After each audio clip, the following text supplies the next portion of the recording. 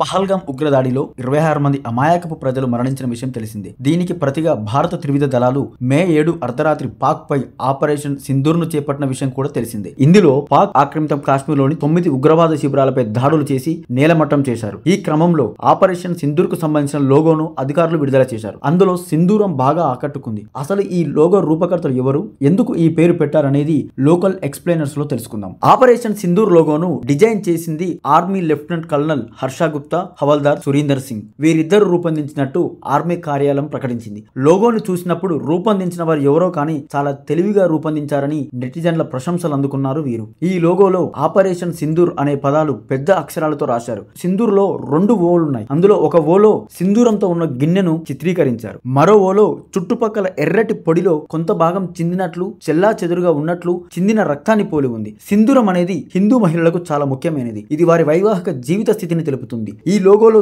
చిందిన సింధూర్ కోల్పోయిన జీవితాలు, భాగస్వాములను కోల్పోయిన మహిళల దుఃఖాన్ని తెలుపుతుంది. భారత్ ఆ తర్వాత దాడి చేసి 100 మందికి పైగా ఉగ్రవాదులను మట్టుబెట్టింది. అయినా పాకిస్తాన్ నేరుగా వచ్చే సాహసం చేయలేక బార్డర్లో అమాయక పౌరులపై దాడులు చేస్తుంది. ఈ దాడులను భారత్ సమర్థంగా తిప్పికొట్టింది. ఏదేమైనా ఈ లోగోను డిజైన్ చేసినటువంటి army lieutenant colonel Harsha Gupta, havildar Surinder Singh దేశంలో ఉన్నటువంటి ప్రజలందరి మనసులను కూడా గెలిచారు.